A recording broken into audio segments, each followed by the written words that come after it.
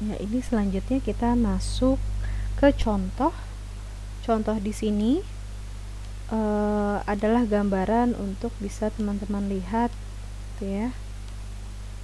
Ini saya gabungkan begini biar enak lihatnya.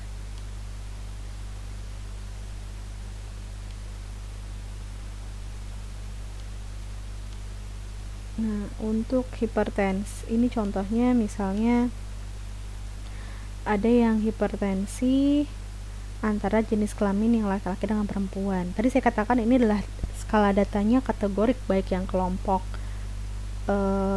yang variabel independen dengan variabel dependen.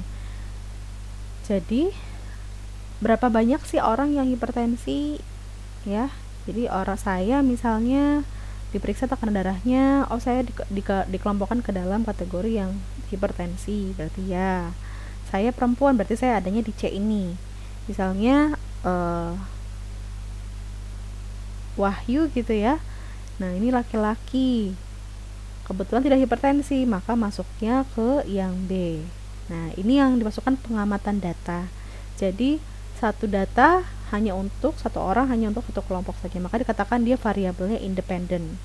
Ini kolom-kolomnya, jadi ini A, B, C, D. Kalau ada kolom 3 kali 2 ya berarti seperti ini ya, A, B, C, D, E, F, G, H, I, misalnya begitu. Nah, ini ya sesuai saja total antara berapa banyak sih yang SOP-nya baik, misalnya di sini. Berarti yang di dalam ruang perawatan IRD penyakit dalam bedah ada 55. Nah, begitu juga kalau di sini misalnya jenis kelamin laki-laki dan perempuan, berapa banyak ada laki-laki? Ya, ini total adanya di sini. Berapa banyak sih yang perempuan, totalnya ada di sini. Tapi di saat menanyakan berapa banyak yang hipertensi, nah ini totalnya ada di sini. Yang tidak hipertensi ini totalnya. Nanti diklasifikasikan lagi yang hipertensi tadi dia laki-laki atau perempuan gitu ya. Jika dia hipertensi, dia laki-laki, berarti dia masuk ke dalam proporsi di A ini. Frekuensinya tadi terhitung di sini. Jika dia hipertensi tapi dia perempuan, masuk ke dalam yang C. Nah, tadi adalah tabel E, ini adalah ekspektasi. Ekspektasi dihitung dari gambaran ini, misalnya ekspektasi untuk kolom A, atau ekspektasi untuk yang dia laki-laki tapi dia juga hipertensi berapa sih? Nah, ini dari A plus B ya, karena si A ini adalah begini, A plus B, kemudian dikali dengan A plus C. Nah, jadi ini dikali dengan ini dibagi dengan N, semua total jumlah pengamatan. Begitu juga dengan yang B dan seterusnya ya. Ini A plus B dikali dengan B plus D. Untuk yang D berarti B plus D dikali dengan C plus D, semua dibagi N. Inilah total ekspektasi yang akan digambarkan, akan dihitung ekspektasi dan observasi tadi. Nah, selanjutnya nih ya, tadi sama contohnya. Ini kita akan lihat contohnya di sini. Seorang peneliti ingin mengetahui apakah ada perbedaan ketaatan melaksanakan SOP di 3 ruang perawatan suatu rumah sakit.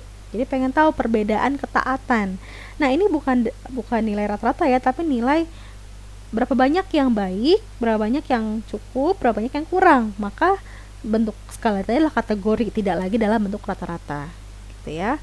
Nah, ruang perawatan tadi ini juga kelompok, yaitu berapa banyak orang di IRD, instalasi rawat darurat, berapa banyak yang di penyakit dalam, berapa banyak yang di bedah.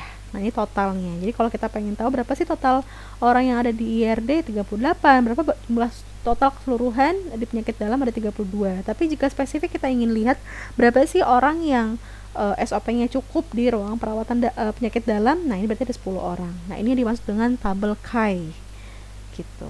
Nah, dengan tarafnya 5%, apakah ada perbedaan? Nah, ini yang dikatakan uji chi-square untuk penggunaan uji beda proporsi. Ada nggak sih perbedaan ketaatan melaksanakan SOP ya, antara yang baik, cukup, dan kurang di antara di antara 3 ruang perawatan? Kita akan lihat di sini. Nah, hipotesisnya tidak ada perbedaan, hipotesis alternatifnya ada perbedaan, tingkat signifikansinya alfa, uji statistika adalah uji chi. Nah, ini contohnya ya. Ini adalah nilai ekspektasi. Tadi kalau kita lihat di sini, ini nilai observed observasi. Kita kan pengen mencari nilai observasi, ya, keseluruhan jumlah dari nilai observasi dikurangi nilai ekspektasi dikuadratkan dibagi dengan nilai ekspektasi. Nah, ini adalah nilai pengamatan 20 tadi. Untuk mencari nilai ekspektasi adalah dengan cara tadi, ya, ekspektasi A misalnya si 20 ini kita pengen cari, berarti dari 55 dikalikan dengan 38 dibagi dengan 105. Untuk yang ini misalnya berarti ya 55 dikalikan dengan 32 dibagi dengan 105. Itulah nilai ekspektasi dari masing-masing. Nah, inilah hasil nilai ekspektasi. Dikatakan frekuensi ekspektasi.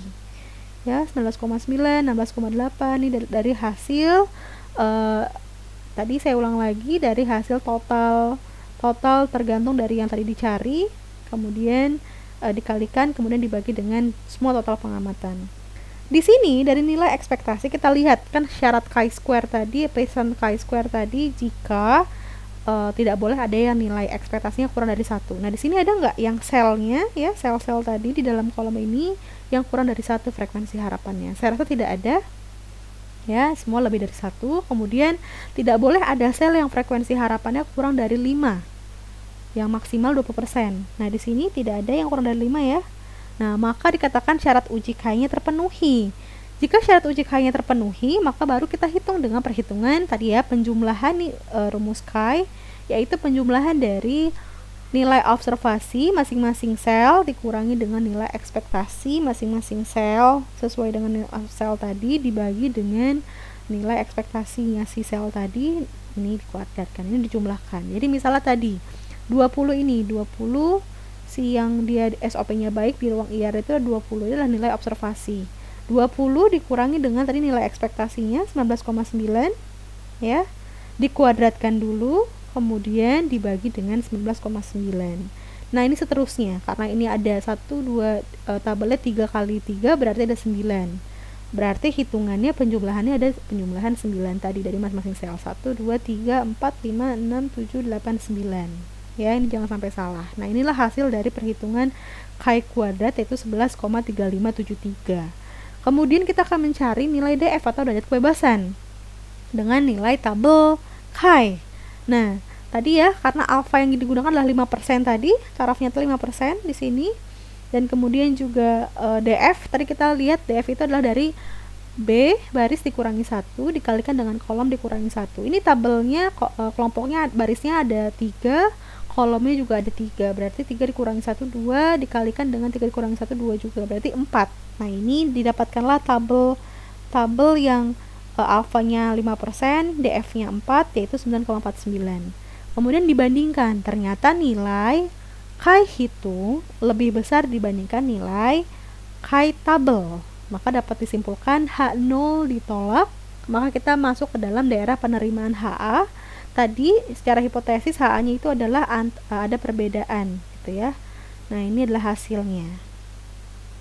Nah, selanjutnya ini jika kita menguji di nilai SPSS misalnya dengan menghitung secara otomatis.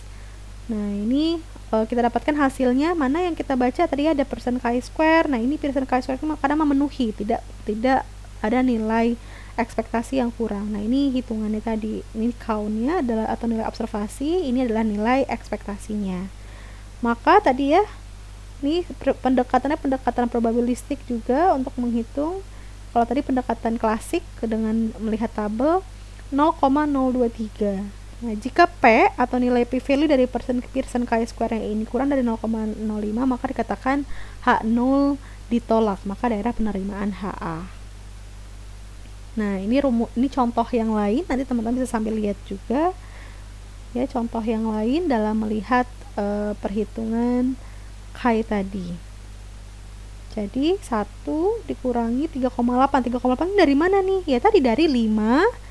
Nih, 1 itu kan 5 dikali dengan 30, yaitu 150, dibagi dengan 39, yaitu 3,8. Nih, ya. Yang 4, ya, berarti 4 dari 5 dikalikan 9, 45, dibagi 3,9, yaitu hasilnya 1,2. Ini rumus tadi pencarian chi tadi. Ini hasilnya pada saat dilihat keputusannya pun juga H0 ditolak, maka ada perbedaan proporsi.